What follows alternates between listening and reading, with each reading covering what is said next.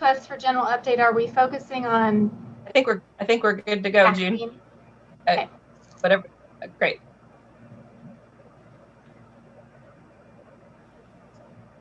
Good morning. We're still waiting. Several folks are still connecting to audio, so we're waiting on that.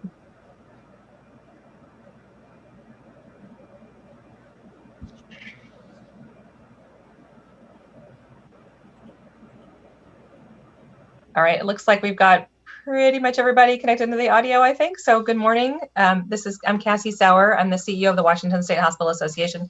Thank you for attending our weekly briefing about what's happening in hospitals around COVID. We really appreciate it. As always, let us know if this remains useful to you. We are working hard to bring you good speakers from around the state, and if it continues to be of use, we'll keep doing it. But if it's not, let us know that too. So I'll begin by just saying who our guests are, and then I'll turn over them in just a moment. We're delighted to have June Alteris, who was on a call maybe about a month ago. She is the chief nurse and a leader at Multicare Health System, which operates hospitals in both the Puget Sound area as well as Spokane. Dr. Chris Dale is the chief quality officer from Swedish and a mastermind behind Swedish's mass vaccination clinic at Seattle U, and so can talk about that. And Mandy Olson is the chief quality officer at Kittitas Hospital in Ellensburg. And so she'll be providing kind of a rural perspective about what's happening out in other parts of the state. So we're really pleased to have June, Dr. Dale, and Mandy with us today. I'll start with just a quick overview about where hospitals are right now. We are still seeing either a flattening, in some places a little bit of a decline, in a few places a little bit of an increase, but nothing shocking in COVID patients. So we want to again express our huge gratitude to Washingtonians for keeping their gatherings small, continuing to wear their masks, keeping their distance from others. It's been exceptionally helpful, and our death rate remains among the lowest in the nation. And I think that's really worth noting, that the work that Washingtonians are doing is paying off. As I noted, there are a few regions of the state that continue to see, it kind of goes in a cycle. Some parts of the state get a little higher cases and other parts of the state have a little bit lower. Our hospitals are remaining true to their commitment to each other to share medications, supplies, vaccine, staff, patients, whatever is needed to be sure that every patient is cared for and there's no wrong door for care. So we have not, again, we keep seeing in different parts of the country, certain hospitals reaching crisis standards, telling their EMS, don't bring patients here that don't have a high chance of survival.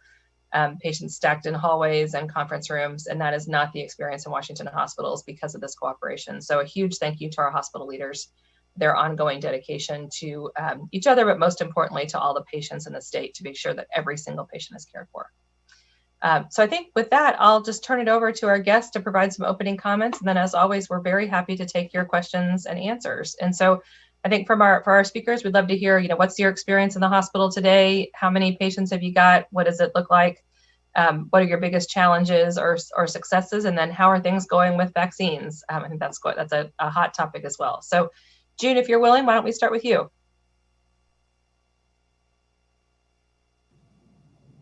Thank you, Cassie. So again, Multicare, we provide services for South Sound region as well as the Spokane region. And we are, as far as our volume goes, it's very similar to our volumes that we're very used to having during respiratory season. This is very similar. At Multicare, we are one of the organizations that is experiencing, for certain, a flattening, and we believe we're beginning to see a decrease. We are about 20 to 25% less COVID positive patients than we were at our peak. We experienced our peak about a week before Christmas. And so that has been really consistent for us for the last few weeks. And so we're really hopeful that all of Washingtonians that are following these precautions and preventions is working, and that we're not seeing our hospitals overwhelmed. And of course, we're very happy that the supply chains have stabilized and we continue to be able to expand our use cases with PPE. We're also really pleased that testing supplies continue to improve, the reliability of that supply chain improves, and so we're able to test more and more and more people, and we're really happy about that. All of these levers help us with the containment and us getting ahead of this pandemic. As far as vaccines are concerned, within our health system, we're really proud to be a provider of the vaccine. Our organizing principles have been to vaccinate as many people as quickly and safely as possible who want the vaccine. We're also highly committed to being a provider to our external community. Through last Friday, 48% of our vaccine that we've administered have been to our external community partners, first responders, other healthcare providers who work in spaces where their employer may not be a vaccine provider. So we're very proud of that.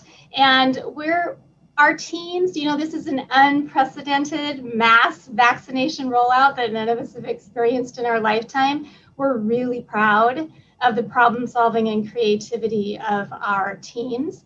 And we're really looking forward to next steps as we move into these next phases in partnering with our community partners to put on really huge mass vaccination clinics, because we believe that as we expand to more and more phases, more millions of people within our state, that it will require partnership with other people. And something that may not be apparent to people is one of the rate limiting steps becomes not how fast we can vaccinate. I've been a vaccinator in the vaccine clinic several times. It's super fun.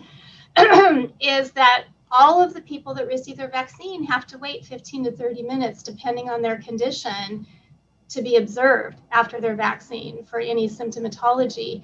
And they have to be 6 feet apart. And so many hospital systems don't have huge auditoriums and spaces where you can take a lot of people 6 feet apart for 15 to 30 minutes. So looking forward to partnering. We've partnered with Tacoma Pierce County and Spokane County, and looking forward to further partnerships related to that.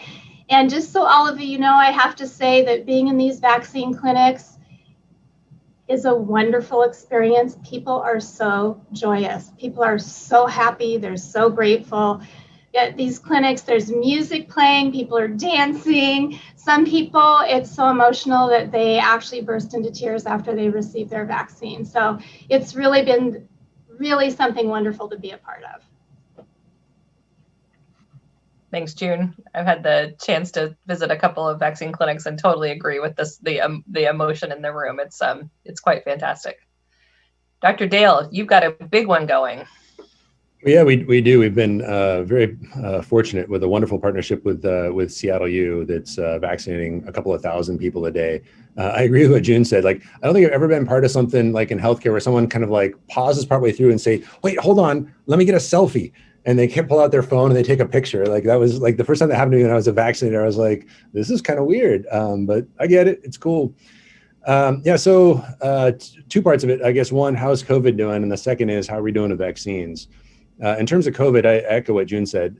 We peaked New Year's Eve at over 100 people in-house across all 5 Swedish campuses. And now we're down to 49 when I checked it just before we joined. So less than half of where we were before. And that's just great. And kind of, Cassie, like you said at the opening, it's a credit to Washingtonians. It's a credit to us for social distancing, to observing all these rules that everybody is so tired of observing. In terms of not gathering with friends and family, and with being very deliberate in terms of maintaining masking when you go out in public and all those things. Like, that's what's really led to the success. And I think Governor Inslee said this yesterday at the press conference.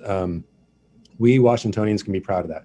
We can be proud of the fact that while other states have had difficulties with this, our healthcare system has not been overwhelmed, not because of something intrinsic to the healthcare system, which is wonderful, and the hospitals are wonderful, but because of the actions of Washingtonians. So thank you.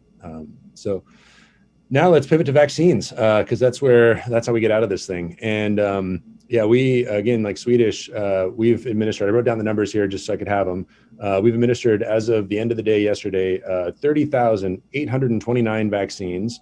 That includes 24,405 first dose vaccines. And we're not gonna be able to get out of this as the hospital systems alone. We got to partner with people. And I was very appreciative to Governor Inslee yesterday and setting up this kind of wide scale mass partnership, these public-private things across the state, and really paying attention that we're having kind of geographic equity in terms of where they're located. We've been using kind of this notion internally, like, first is about prioritization, and then it's about volume, and the third thing is equity. And we got to attend to all 3 of those things at one point in time, or at the same time. And so in terms of volume, Yeah, we're doing well. Vaccinating several thousand people a day. We're focusing our efforts right now on Seattle University, and I can't say enough good stuff around Seattle U. They've been just the best partners anybody could hope for. They have a heart to really just serve the community, and just the hundreds and probably by now thousands of volunteers that have come out. Like, this isn't something where we're collecting insurance and it's like we're trying to get revenue or anything from it. This is a volunteer operated community kind of grassroots effort, and it might look professional with all the vests that people wear and how well organized it is, and I think that's a testament to Renee Rosillier-Bomers and others who've helped really organize it. But it's a volunteer effort, and it's the community serving the community, which I think it's awesome. I know there has been some kind of critique of the systems for sitting on doses and things like that. And I was totaling the numbers of this here just a second ago, and we got a delivery of 10,750 dose one Pfizers coming in this week. And we have allocated out 10,718 of those doses in the next 7 days. So, Governor Inslee was very direct yesterday when he said, don't sit on doses, give doses. And I think that the health systems, and we can hear from Kittitas and I imagine it's the same down at Multicare or UW or any of the other ones, we're trying as best we can to execute on that. And we're not sitting on doses, we're giving them out. So I want to make that point. And the last one is about equity. And that's something just, I think, for us to keep coming back to. I know that like on the coordinating calls with the local health jurisdictions, and it's something that's at the forefront of all the delivery systems, but it's something that I think is really important for us to think about in terms of Washingtonians, that this isn't a pandemic that's affected everybody equally. It's same storm, different boats. And so how do we get that out? How do we help with that as part of our strategy? Like, we Swedish are trying to do our, little part by launching a mobile clinic that will go out and using data, help hotspot certain areas, and with community partners led by Dr. Elizabeth Waco, our COO at First Hill, and Kim Anderson and others, to target certain communities that have disproportionately suffered from COVID, so that we can target our solution on those communities. And I think that's a really important part of the conversation that is good for us all to be mindful of and to try to emphasize, is equity is an important part of how we get out of this. So, just Cassie, again, last thing, I just appreciate the Hospital Association and everything that WISH has done all the way along the lines, is that you guys have been very helpful in terms of serving our communities, allowing us to coordinate behind the scenes. That, like, it probably wouldn't surprise folks that there are, dozens or hundreds of text strings on between the leaders of the different healthcare systems trying to all do this together. And I think WISH has been a unifying force. So just appreciate that. So thanks very much. Thanks, Dr. Dale. Really appreciate that. And if folks haven't had a chance to see this, the CLU Swedish site, it's worth having a look at. Mandy, let's hear what's happening in Ellensburg and surrounding. You serve a great big geography, so it'd be great to hear about. Yeah, so I'll just give a little snapshot of kind of our journey for those who aren't familiar with us. We're the only hospital in the county which spans from the Snoqualmie Summit to the Columbia River. And we've had a long-standing collaborative relationship with public health and other partners and agencies in our area long before COVID, whether that's wildfires or flu clinics, H1N1. We've had this partnership and this relationship for a long time. And because we're small, we know each other already, right? So that is one advantage that we've had in Kittitas County, is being so small, it's easy for us to communicate. And we have a little less complexity, honestly, in initiating some of these things. So we had our first COVID patient in early March. And within days, our incident management team in the county opened, and KVH opened a COVID testing site for our community. So since March 9th, that testing site has been open 7 days a week to provide testing at no cost to our community members. In the last 7 days, we have seen a decrease in our number of positive patients coming out of that testing site, so that we're hopeful that that's headed that direction. But through every phase of this pandemic, we've been partners hand in glove with the community and the public health department. And that has just continued as we've started our vaccination efforts. So within 12 hours of receiving our first round of vaccines, we were administering them to Tier 1 responders throughout the county. So not just KVH, really anyone who is Tier 1 who lived in our county or worked here. That has extended, and through WISH's help, in fact, to relationships with other healthcare providers, and has enabled us to transfer doses in when other places were unable to use them. We've also been able to partner with our assisted livings and skilled nursing facilities and transfer some of our doses to local pharmacies and other agencies to make sure those populations were all vaccinated. But the biggest challenge and frustration we've had is not knowing what vaccine we will get, how much we'll be receiving, and when it will arrive. Without that information, we really haven't been able to schedule the times for patients to come in or the staff to administer the vaccine. And some of these same people who are administering the vaccines are the people who've been responding to this pandemic for nearly a year. So while we're preparing for all of these vaccination events, we're also dealing with the COVID surge that, as I think everyone's mentioned, we're hopeful is flattening and starting to decline a little bit. So we're working tirelessly in our community and with each other, collaborating, as Dr. Dale said and June said. It's been really just exciting to see how all hands on deck everyone has been, and just, you know, no ego as part of it, just collaborating, you know, with different clinics in our county. It really doesn't matter what agency you're part of. We all want to get vaccines in arms, and how can we do that as efficiently and safely as possible. It is hard when we're having people calling everywhere to try and get scheduled, and we're just asking for the public's patience and willingness to get vaccinated once there is times available. So we're working as quickly as we can. Thanks, Mandy. I think an important message we would like to share is there are some communities in the state where people are coming to the hospital who don't have a vaccine appointment, and to hospitals that don't have any vaccine. We are really worried about having the public flood hospitals looking for vaccine. We're trying to keep, as you all know, we've got really strict visitors policies and entrance rules to make sure we're not bringing COVID into the hospital. So as much as you can share that message with your readers and viewers and listeners, that showing up at a hospital looking for a vaccine is not that's not a system that works, and that in fact it could create real hazards for vulnerable hospital patients. So with that, I think we'll open for questions. So you're welcome to put them into the chat or ask them verbally, either way.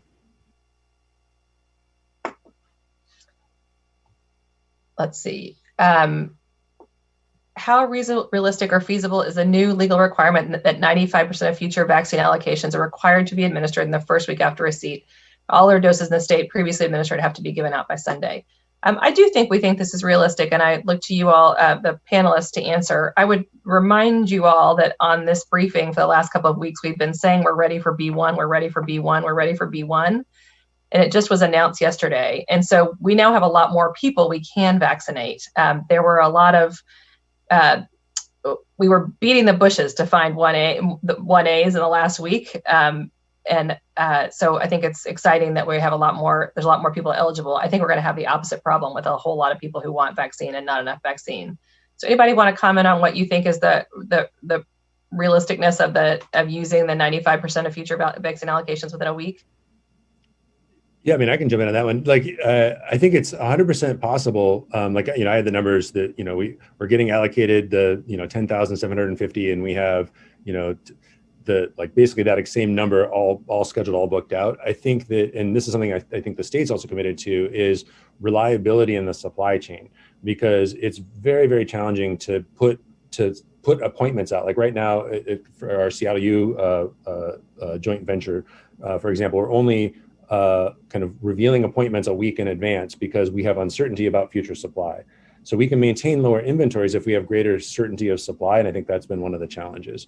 And we're talking specifically about dose 1 here. I think part of the thing, and I see a question about the dose 2 thing, is it's the way it has worked to this point in time is you order based on dose 1, and then you get a dose 2 when it's appropriate based on that manufacturer and that time.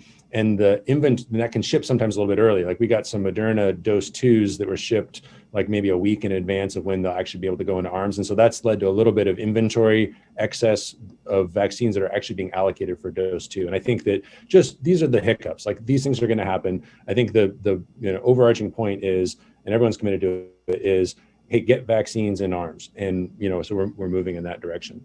And then one last point, actually, Cassie, you kind of brought it up about the misinformation out there. I would echo that, and that's probably isn't a thing worth mentioning. Is we see things like from social media just about Swedish, like Swedish has extra vaccine and it's going to waste and show up now or whatever. These things that are being passed along on Facebook groups or neighbor to neighbor, and it's just, I don't know, it's not true, and I don't know how to. We're trying to be very, very deliberate in our messaging on our websites and what we say publicly about the phases, and trying to be like, we're all in this together, and we're trying to be very logical about how we do it. And some of the kind of the rumors and the misinformation, I think, is makes it very difficult for people who are then disappointed when they show up. And Cassie, Multicare agrees with Chris. We believe it's completely doable for the reasons Chris mentioned. I'd also like to mention the other thing that would make it more doable, likely for many other systems, is also the ability for people to order the supply they know that they can deliver. And so having not only a predictable, reliable supply, knowing what you're getting more in advance for those scheduling things that Chris talked about, also being able for entities to order their supply based on what they've ramped up to for their ability to deliver vaccine would also help people get to that, delivering all your vaccine into arms within a week of when you receive it. That would also be helpful for systems. Everyone has different abilities, and the supply doesn't always match people's capacity. I just echo that, all of those things. It's knowing what we're going to get when we're going to get it, and being able to ask for what we know we can deliver would be really helpful. That's been the limiting factor for us. And just to be really clear about this, hospitals do not get advance notice about what they're getting, or if they do, it's in the 24 to 48 hour range. We have no idea what we're getting. People now know, I think, what they're getting this week, no clue what they're getting next week. So that's quite challenging. Let's see. Dee Dee from Cairo 7, you wanted to ask a follow-up question for Dr. Dale? Yeah, Dr. Dale, I was wondering what you were saying about people posting things online and saying that, oh, you can run down for extra vaccine supply. And you're saying, we definitely don't have that. One thing that I was hearing is, hospitals have been kind of told or advised to have a backup list of people who can come on down and come by if you are in the area or live close by, if there's a situation where you have vaccines that are expiring. And I'm hearing that Swedish does have a list like that, and some people have been, kind of contacted to come down to get the vaccine. Someone said on Facebook, like, oh, like I went and got it. And so I'm just wondering, is there some sort of contingency plan for if a vaccine is about to expire? What's the situation there? It's awesome. So there is no list. There's no secret list. We don't have the problem of like no-shows. It's actually very people show up. This is probably a surprise to no one. People show up for the vaccine appointments. So for example, I'll run a clinic and I'll have 2,030 slots in it, and we'll have 2,030 people show up. And some of them, maybe there are no-shows, and then a couple of like extenuating circumstances that, just people, we try and be kind and loving to people. And so, like if someone shows up on the wrong day and it's an honest mistake and they had to come from a long way away, we'll try and make reasonable accommodations. And so at the end of the day, we give all the vaccine. And we actually start in terms of the thawing thing, like that's also kind of a little bit of a false rumor. Like what we do when we're ramping down is we decrease the number of people for the final hour of the clinic. We physically go through and count the number of people in line, and then we thaw or prepare the number of vaccines for the number of people. Like it's actually not all that challenging. Like you just match them up. And so we've never gone out into neighborhoods and rang bells and be like, come on down. We did have, when we were first figuring out the logistics, one day where we vaccinated 3,000 people, and that was we learned a lot that day in terms of, at the end of the day, we did have, I don't know the number, 20 some odd vaccines that we then had to go find people for, but no vaccines went to waste. And we haven't wasted any along this whole line. Like there might be individual things that a syringe drops on the floor and it's dirty, so you can't use it, like that kind of stuff. But we haven't wasted any, and we don't have a list. So I appreciate you asking the question, though, because it's a common thing you hear. Great, thank you. I just like to say at Multicare, and I want to be really clear, wastage is unbelievably low, like less than 0.25%. But one of our reasons was, at the end of the day, like the Moderna vials have 10 to 11 doses in them. So you do exactly what Chris said. You're counting heads, you're counting appointments, you thaw, you draw up. However, if you have a no-show or two at the end of your clinic day, we have developed an on-call list with people that say they can get to our sites within 5 to 10 minutes. And we have that in case we find ourselves in that situation. And once we develop that on-call list, if we ever waste anything, it's because of what Chris just said, that human beings do err, and sometimes people drop something on the floor. So other than human error now, that on-call list has helped us not waste any doses based on we had a no-show or two, and we're ending up with 1 or 2 doses of vaccine at the end of clinic. And June, that's a very helpful way to decrease that. June, is your list hospital employees or people in the community? We have a process for people in the external community. When they're scheduling an appointment, they can be on that on-call list. The real key there is that this always happens at the very end of the clinic day that you figure this out. And so you need people who can show up very rapidly. And so people can opt into that on-call process if they'd like to. And I visited a vaccine clinic that it had a couple of no-shows, and they called their fire department and, who are also first responders, and said, it was nearby, and said, we've got 3. If you can send 3 people in the next 10 minutes, we can vaccinate you. And 3 firefighters showed up. And so I think there's some of that is, happening as well. Thinking about who are nearby partners that make sense to vaccinate. Mandy, how about you? I think there's also a question for you, Mandy, about can you talk about how many doses you received and how many you've administered as well? But you could also address this issue of wastage and what you do for an on-call list at the end of the day. My understanding is we've wasted 2 doses, and it was a syringe malfunction is all out of, I think it was 1,470 that we've given so far. That's been tier 1A, so first responders, nursing home patients. It's hard to keep track because we did get a over the weekend shipment after 6 o'clock on Saturday that Wisha helped coordinate. So off the top of my head, I couldn't tell you those exact numbers, but I'd be happy to pull them. We are almost completely through 1A in our county, and we'll be beginning 1B next week. Actually, there has been some 1B given already by other partners. Thank you. Can we talk about second dose appointments? One of the questions is, I'm hearing people are not getting appointments for second doses after being vaccinated with first doses, and there's no clarity about how they can get the needed second doses. And my understanding is that most of you are scheduling second dose as you give first dose. So maybe you could talk about that. Yeah, I think multi-care in UW, and I can't speak to Kadesh. I think many are. At Swedish, we have a kind of a schedule that we've done in the background, and we give a handout to folks at the vaccine clinic about when we'll kind of reveal it to the public. And part of the reason we're not scheduling the first and the second at the same time is actually for the reasons we were just talking about in terms of uncertainty and supply, that we're really trying as quickly as humanly possible to get vaccine into arms.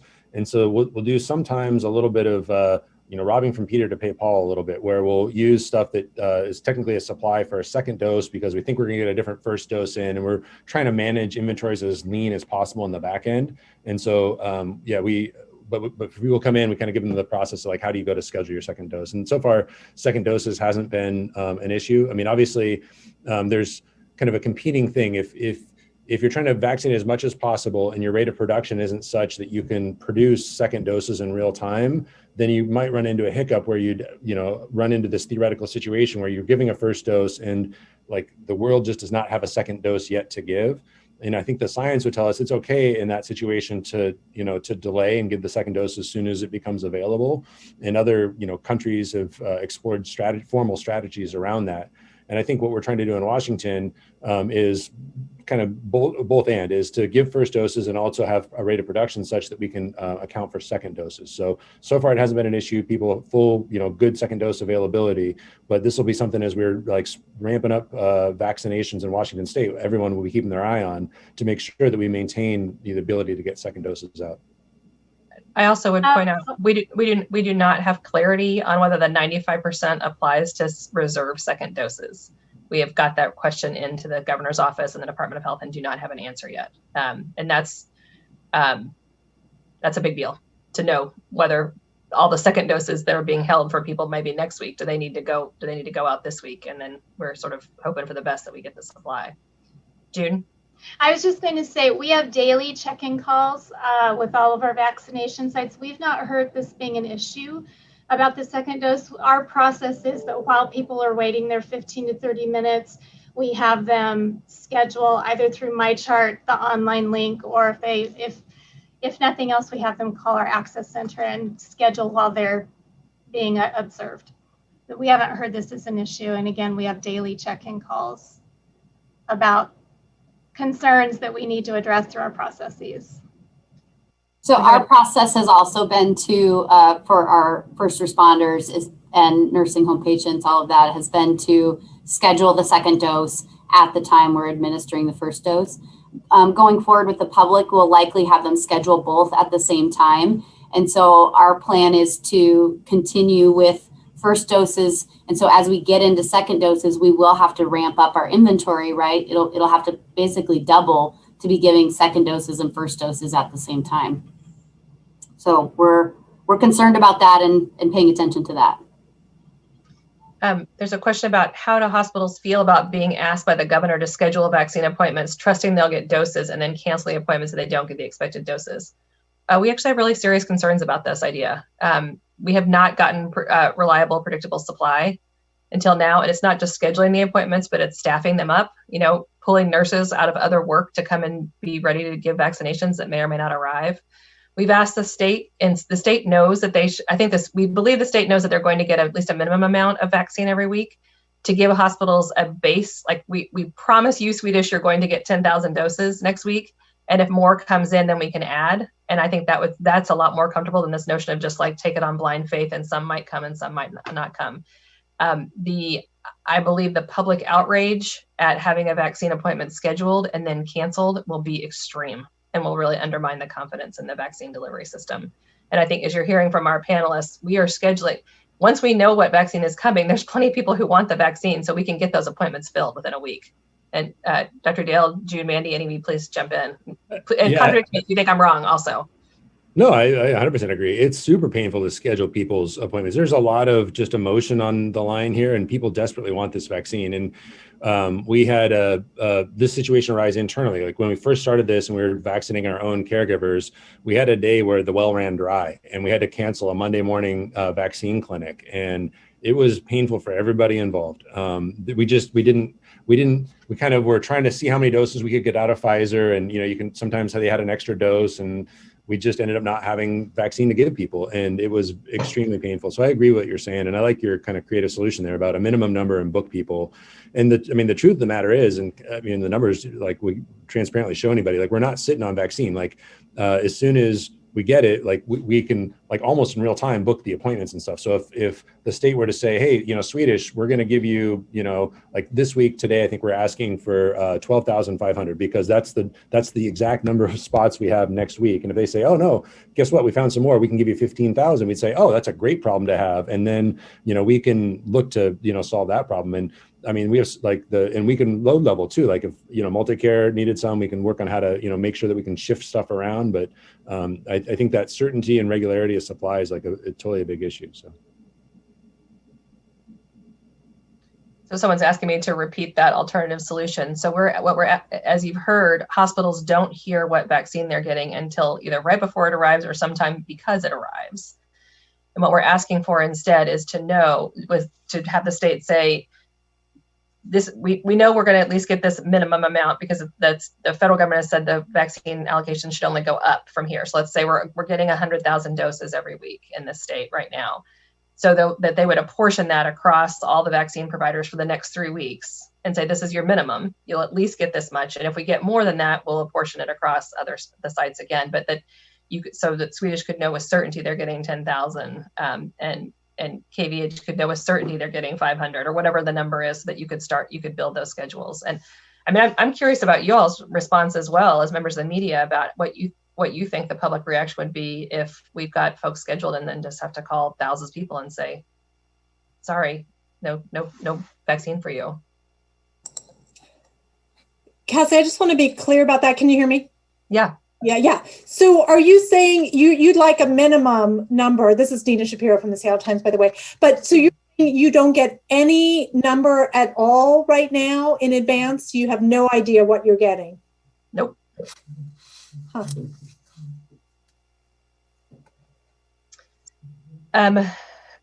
There's a question, I think some of these questions I will say would be much better directed to the state and not us, because I think we don't necessarily know the answers. Like, is there going to be a central number? People are calling, confusion about how to get vaccine appointments, calling multiple places and not finding a spot. As I said, the state's receiving, we believe, about 100,000 vaccine doses this week. And we've just opened vaccinations to probably 1.5 million people. So there is going to be, I think the governor really called for patience and noting that it's going to take a while.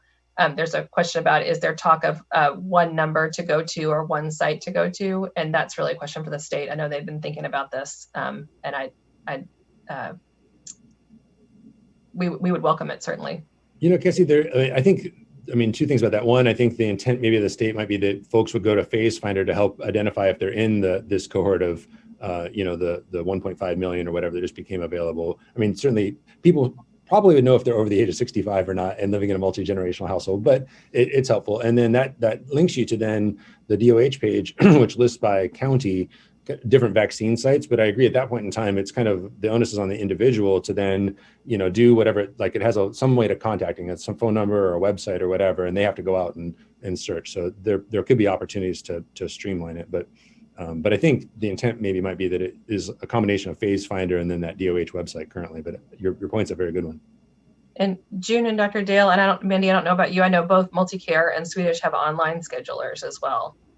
Maybe you could talk about this. We hope to in our county, hopefully by tomorrow or the next day. I'll just say though, to Dr. Dale's point about PhaseFinder, one of the things we're finding in our county is that the DOH link that then has sites in our county that were never enrolled for vaccine, and other sites that are enrolled aren't listed there. So that data that's probably causing some of the confusion, is that site isn't accurate at this point.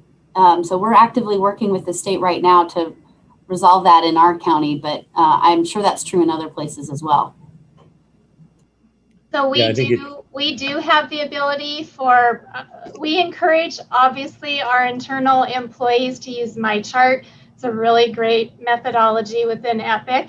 And we've developed an online link for our external community. Again, 48% of our vaccines have been delivered to our external community. And so those do appear to be working, that online ability to register for an appointment.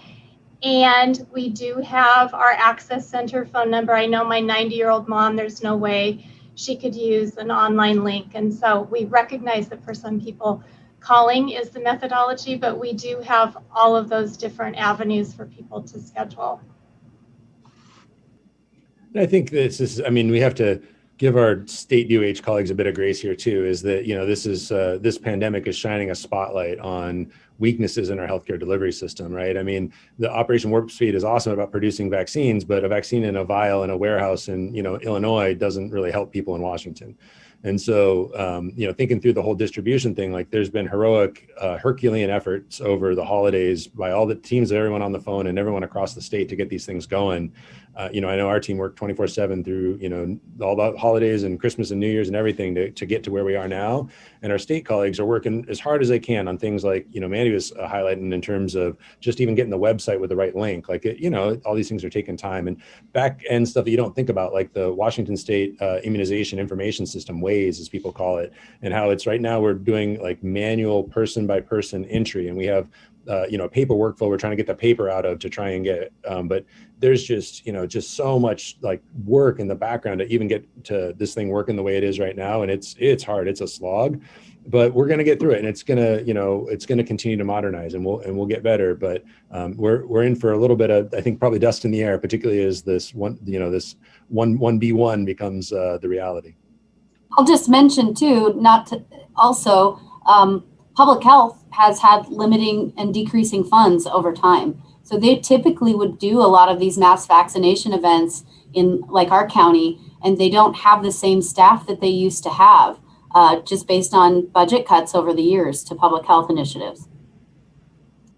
I also think people one logical thought may be, well, why can't you just do this like these drive-in mass flu vaccine clinics? And one of the things that might not be obvious to people are the reporting requirements around this vaccine. And so setting up accounts and having ability to report and track and trend and understand who has and has not received this vaccine, did they receive their second vaccine? It's a little bit different than the flu vaccine. And so there are additional administrative processes in this mass vaccine rollout that's different than flu vaccination.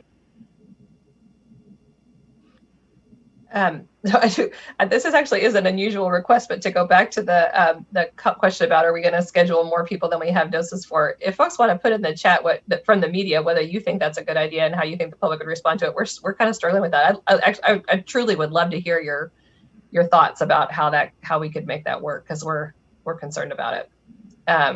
Would really love some feedback.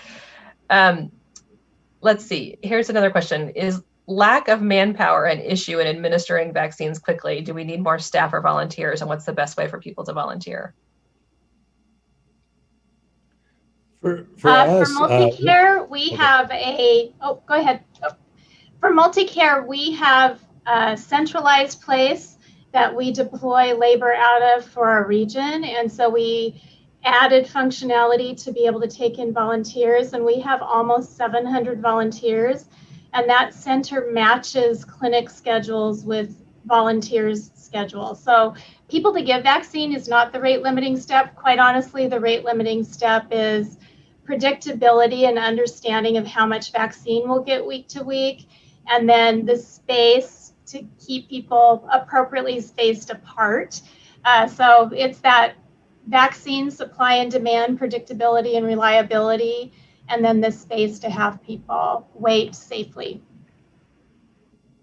Yeah, and I'd echo what June said, that Washingtonians show up, like we support one another. And in times like this, where it's unprecedented, like a once in a generation, knock on wood, public health sort of emergency, I've been so impressed. Like on our vaccine website where people can register to get a vaccine, there's a link in there to volunteer. And we've been overwhelmed by the interest in volunteering. There's a much larger non-clinical labor pool than there is a clinical labor pool of like people who actually are qualified to give vaccines. And I know that's a point that Wisha and others have raised with the state about who's eligible to give vaccines, because if that labor pool were to expand, then that would make even vaccination a little bit easier. And I know that Governor Inslee and others have promised National Guard or labor resources should labor become the constraint.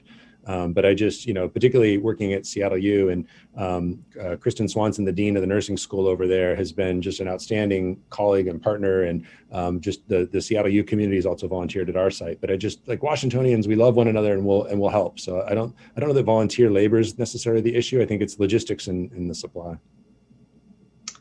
I just back up everything they said. It's the supply issue that's really holding us back, but we are eager to take volunteers, even though you do have to have special credentials to administer vaccine or draw it up.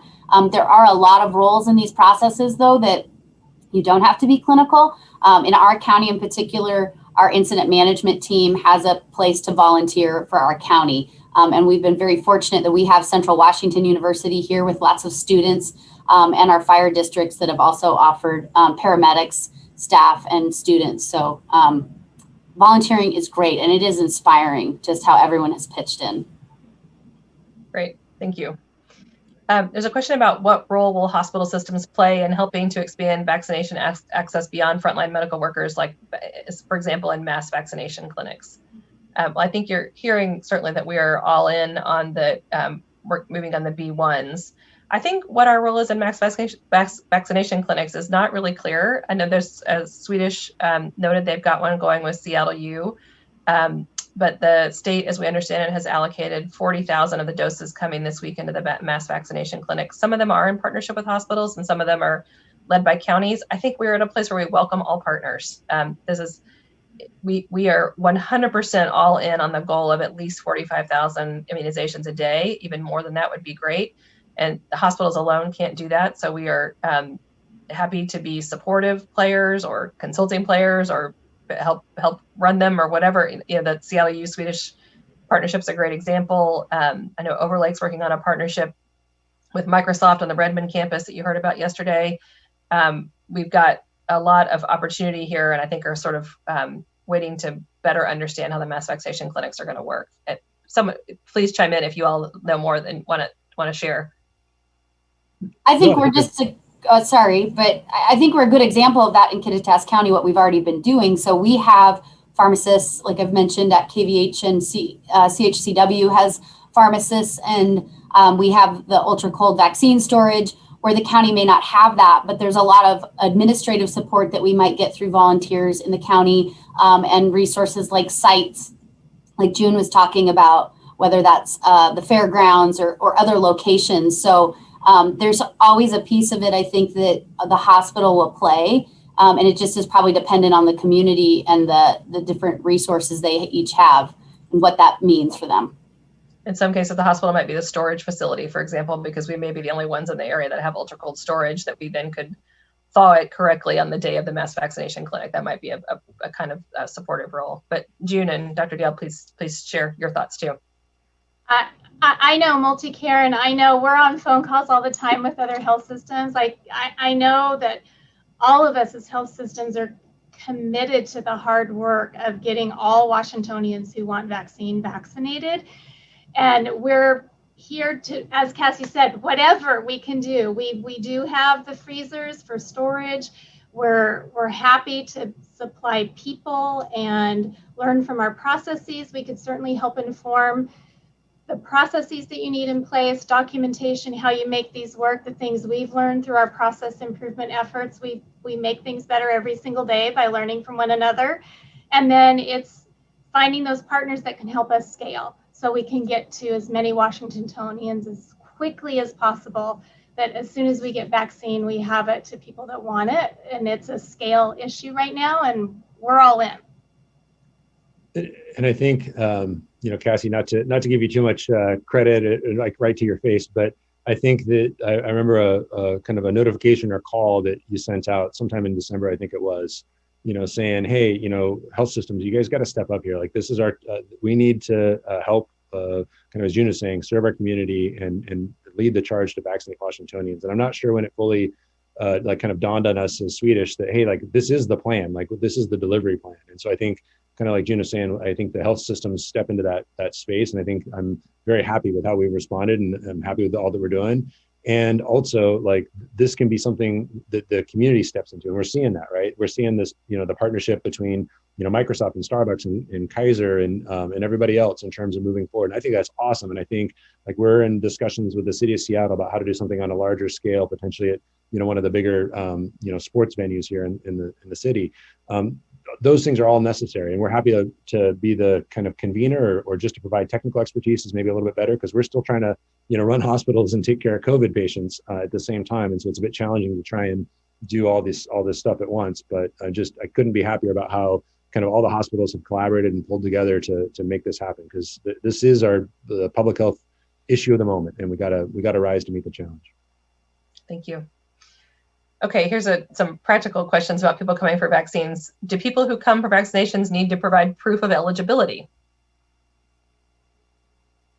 Yeah, so I think the states actually in like Public Health Seattle County have been very clear on this, that the healthcare systems and the vaccinators are not in the business of policing and trying to authenticate eligibility. We go to great lengths in our messaging and our signage and in our scripting to describe what phase we're in, and then to say we're only vaccinating people in these phases. But then you'll see people coming through clinics post on social media afterwards, like, I can't believe I got the vaccine here, so-and-so. And it's like, somebody's like, nanny or whatever. And but Washingtonians, like, I think we're an honest bunch. And I think that people really want collectively us to vaccinate the right groups. And these aren't arbitrary groups. Like, the reason why we're vaccinating people over the age of 65 is because this is a pandemic that like very disproportionately affects people over the age of 65, or particularly those over the age of 80. And so like these groups are the groups for very, very good reason. And I think the vast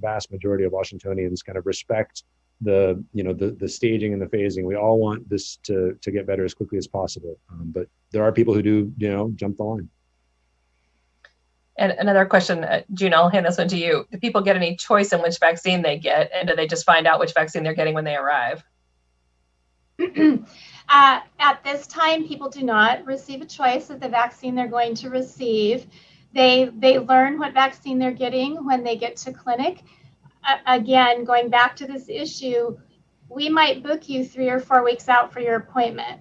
We don't know what vaccine we're going to have and how much of it 3 to 4 weeks from now. And so you know when you get there what vaccine you're getting, and then you're scheduled to get that vaccine for your second dose. Thanks. I mean, that really is the issue, is it's impossible to give people a choice when you don't know what your choices would be. And I think that if you had people select which one they want and they arrived and that one wasn't there, that would be very challenging. And we're fortunate right now that the vaccines have relatively similar efficacy and safety profiles. So it's kind of a, you know, a choice between 2 different flavors of apples, not an apple and an orange. So it's right. Like, do you want a Gale or a Macintosh? Right. And the biggest difference between them is one has a 21-week time cadence between the 2 doses, and the second one has a 28-day. But other than that, they're rather interchangeable.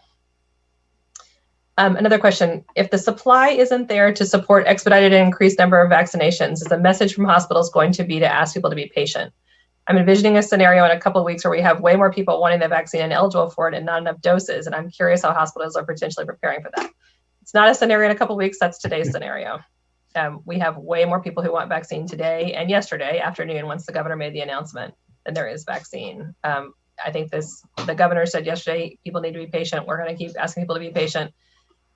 People are not feeling very patient about this. As Dr. Dale said, people really want this vaccine. And that's part of why we're reluctant to schedule people for appointments when we don't know the doses are coming, because people are already really impatient. And to make someone a promise and then pull it back, I think is really challenging. Any other comments about that? Or what you're doing to prepare, or how you're messaging to people, or what you're doing to prepare for the overwhelming demand?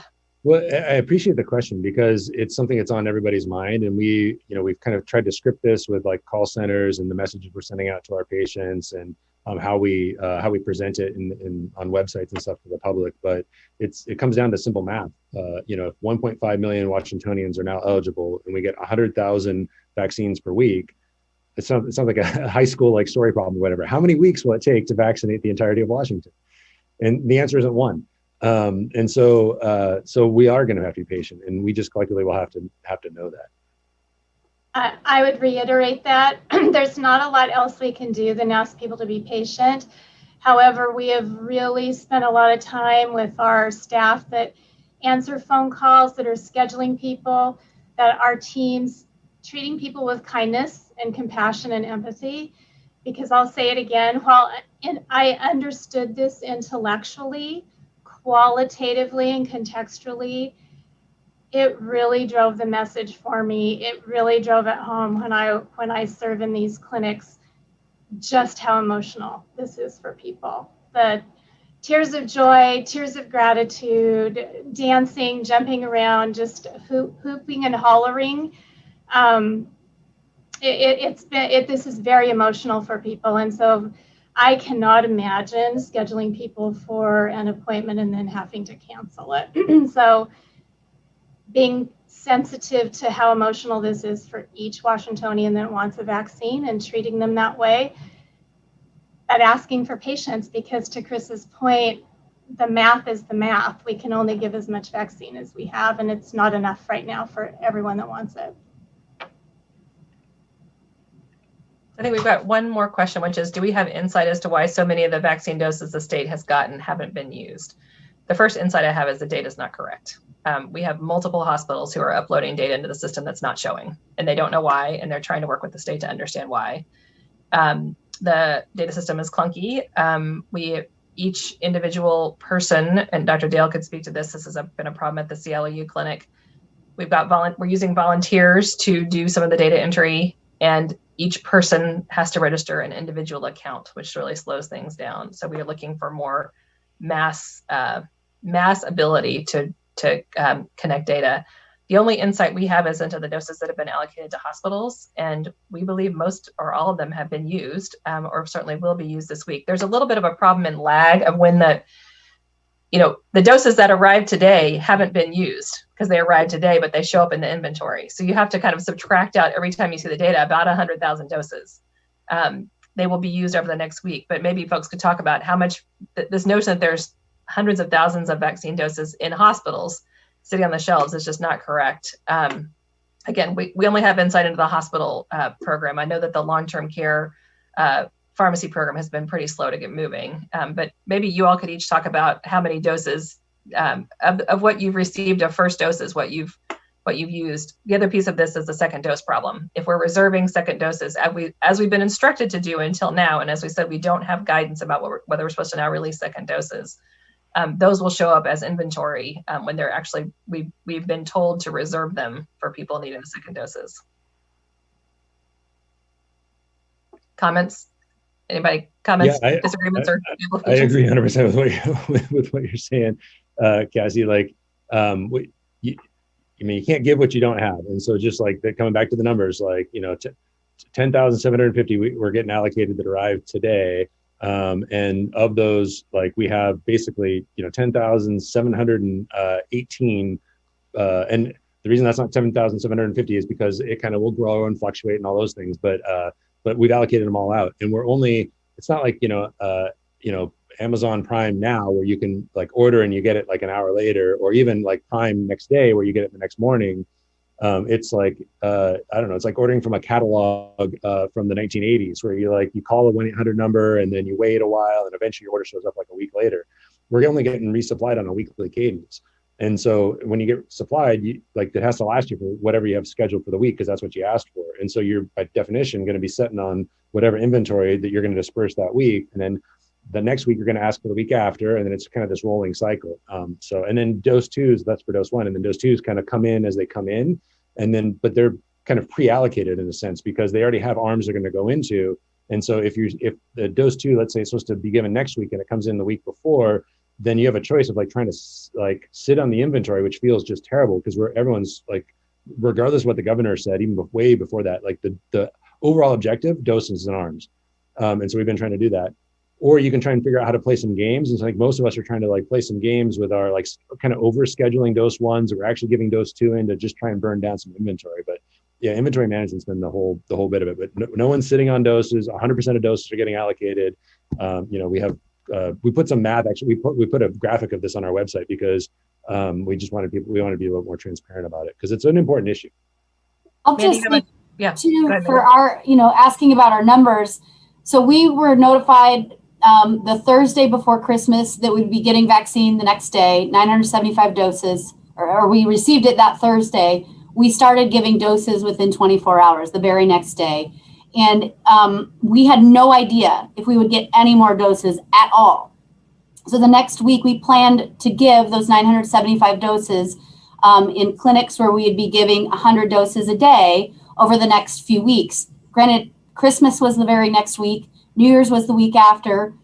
So people were out of town or doing whatever, right? Living their lives and not necessarily being notified that there were vaccine. And so we vaccinated everyone we possibly could.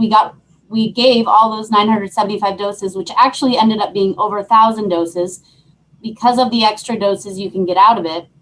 And we will be finished with the second doses. We did receive the 975 for the second doses on Monday. So in the meantime, we also got 200 doses of Moderna to other clinics that just showed up. We didn't know it was coming. And those were doses that we shared with our local health partners to give to nursing home patients and assisted living patients. So up until Saturday, we didn't know what else was coming. And it was only through Wish's help too that we knew for sure we were getting shared 1,000 doses from somewhere else. And now we're rapidly planning for how to get those in arms.